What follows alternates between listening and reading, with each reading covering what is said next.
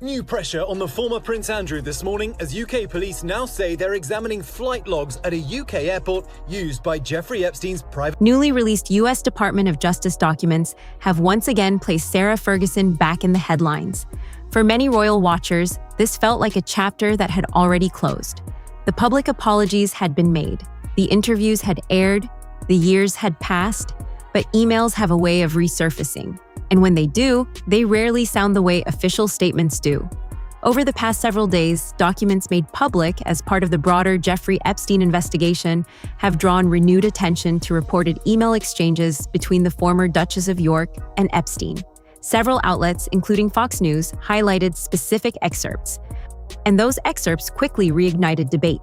To be clear from the outset, these documents do not introduce new criminal allegations against Sarah Ferguson. The focus instead is on tone, on timing, on judgment, and what the correspondence appears to reveal about her financial position at the time.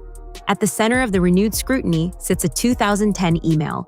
According to reporting, Ferguson allegedly wrote to Epstein asking about employment. The phrasing is what has caused such a reaction. She reportedly wrote, "Why? I don't understand. Can't you just make me your house assistant?" Sarah Ferguson also now facing new questions. She's now shutting down 6 of her companies after the latest Epstein emails revealed her own close. She added that she desperately needed the money and asked him to think about it. One phrase in particular, "desperately need the money," has traveled quickly across headlines. Because by 2010, Epstein had already pleaded guilty in Florida and served time in Palm Beach County Jail. That timeline matters. If the reported email is accurate, the correspondence occurred after his conviction and incarceration. The legal picture may not have changed, but the judgment question becomes unavoidable. Financial strain had followed the former Duchess for years. After her 1996 divorce from Prince Andrew, she did not leave with the vast settlement many assumed would accompany a royal separation. In the years that followed, commercial ventures, media projects, and debt issues frequently surfaced in public reporting. By 2009, during the period Epstein was serving his sentence, Ferguson was reportedly exploring bankruptcy options. Contemporary coverage indicated she was considering financial assistance from wealthy benefactors and even the sale of personal jewelry to maintain liquidity. One document shows she wrote to him after his 2009 release from prison for soliciting a minor, referring to him as the brother I had always wished for. She's yet to comment on the matter. That context reframes the 2010 email. It suggests a woman under significant financial pressure, but it also raises questions about the choices made in response to that pressure. Another reported email from March 2010 has drawn attention. When Epstein inquired about a possible trip to New York, Ferguson allegedly responded that she was waiting for Princess Eugenie to return from what she described as a shagging weekend. Princess Eugenie was 19 at the time. The casual and crude tone of the message has unsettled some royal observers, not because it constitutes wrongdoing, but because emails reflect unfiltered voice. Unlike public speeches, they are rarely curated for image. A separate 2009 exchange reportedly mentioned a lunch meeting that would include both Princess Beatrice and Princess Eugenie. Again, there are no new allegations arising from these references. But the inclusion of her daughter's names in correspondence with Epstein has understandably amplified discomfort. The connection was not limited to email. In 2010, Epstein paid £15,000 directly to one of Ferguson's creditors. She later publicly described accepting that assistance as a gigantic error of judgment. You have to understand what's going on here. Ghislaine is possibly the most notorious prisoner in the US federal system today. In a 2011 interview with Oprah Winfrey, she offered perhaps her most candid description of her situation, saying, "I was in the gutter at that moment." Those words now carry renewed weight. Recent developments add another layer to the story. BBC News and CNN have reported that 6 companies connected to Ferguson are expected to close, including S Phoenix Events, Fergus Farm, Luna Investments, Solomon Limited, Philanthropreneur Limited, and Planet Partners Productions Limited. Ferguson is listed as director of each. Businesses can wind down for many reasons: restructuring, inactivity, strategic shifts. But 6 closures occurring alongside revived scrutiny inevitably draw attention.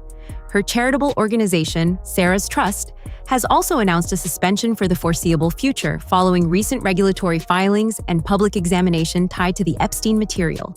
Jeffrey Epstein revealing she was regularly chasing money and attention from the convicted pedophile. The exchanges seemingly indicate that the disgraced ex-wife of Andrew Mountbatten Windsor was very attached to Jeffrey Epstein, telling him he was her. Meanwhile, dynamics within the royal family remain delicate. Prince Andrew, who announced in October 2025 that he would step back from using his titles amid continued scrutiny related to his own association with Epstein, still legally retains those titles pending parliamentary action. However, Buckingham Palace removed his name from official usage, and his standing within the family has been significantly reduced. Princess Beatrice and Princess Eugenie have maintained relatively low public profiles, though Eugenie recently appeared at Art Basel, Qatar, a reminder that the next generation continues their own engagements even as controversies linger. Reports suggest that family relationships are under strain. For Sarah Ferguson, this moment feels less like a new scandal and more like the reopening of an old wound. In 2010, she was secretly filmed by an undercover journalist offering access to Prince Andrew in exchange for £500,000. Another episode she later labeled a serious error of judgment. She also wrote, "I am at your service, just marry me, and this, when are you going to employ me? Also, and phew, you still love me." Here's more from journalist Andrew Pearce. Over decades, the pattern has been consistent. Ambitious ventures, mounting debts, public apologies, attempts at rehabilitation. In recent years, following breast cancer treatment in 2023, public sympathy had grown. Appearances alongside members of the royal family suggested a period of relative stability.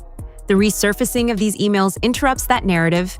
They do not introduce a new criminal charge, but they do reintroduce the language. And language matters, because emails capture something press releases cannot: the unguarded moment.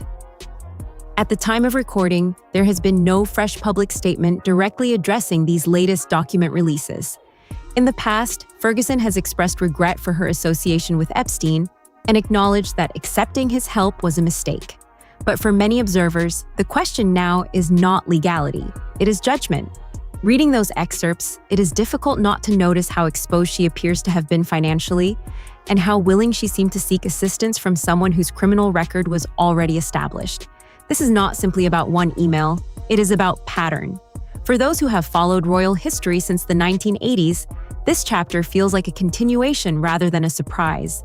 A story that blends privilege with vulnerability, ambition with miscalculation, and the shadow of association with Epstein remains long. What do you make of these resurfaced emails? Do they reshape your view of the former Duchess of York, or reinforce a narrative that has existed for decades? For continued analysis of royal developments and the stories behind the headlines, consider subscribing. And as always, thank you for watching.